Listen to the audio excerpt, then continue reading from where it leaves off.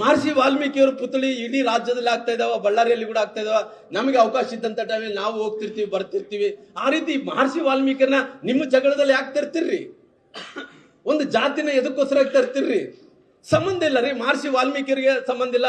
ಆ ಇನಾಗ್ರೇಷನ್ ಏನು ನಾವು ಮಾಡೇ ಮಾಡ್ತೀವಿ ಅಂದ್ರೆ ನಾವು ತಡೆಯಕ್ಕಾಗುತ್ತೇನ್ರಿ? ಮಹರ್ಷಿ ವಾಲ್ಮೀಕಿಯವರು ದೇವ್ರಿ, ಅವ್ರ ಮೂರ್ತಿಯನ್ನು ಪ್ರತಿಷ್ಠಾಪನೆ ಮಾಡೋ ಸಲ ಯಾರನ್ನ ನಿಲ್ಸಕ್ ಆಗುತ್ತೇನ್ರಿ? ಆ ರೀತಿ ಆಗುತ್ತೇನಾ? ಯಾರ ಕೈಲಿ ಆಗಲ್ಲರಿ. ನಾವು ಕೂಡ ಬರ್ತೀವಿ, ಬೇಕಾದ್ರೆ ನಾವು ಕೂಡ ಕರೀಲಿದ್ರೆ ಕೂಡ ಬೇಕಾದ್ರೆ ಮಹರ್ಷಿ ವಾಲ್ಮೀಕಿಯವ್ರ ಪುತ್ಥಳಿ ಅನಾವರಣ ಮಾಡಿ ನಾವು ಕೂಡ ಇರ್ತೀವ್ರಿ.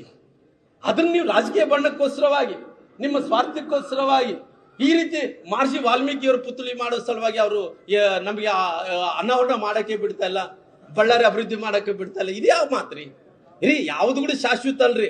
ರಾಜಕಾರಣ ನಿಂತ ನೀರಲ್ಲ, ಅದು ಹರಿಯಂತ ನೀರು. ಈ MLA ಇವತ್ತು ನಾನು ಇರ್ತೀನಿ, ಇನ್ನೊಬ್ರು ಇರ್ತಾರ, ಇವತ್ತು ಅವ್ರು ಇರ್ತಾರ, ಇನ್ನೊಬ್ರು ಆಗ್ತಾರ. ಇದು ನಿರಂತರವಾಗಿ ಆಗ್ತಾರಂತ ಪ್ರಕ್ರಿಯೆಯಲ್ಲಿ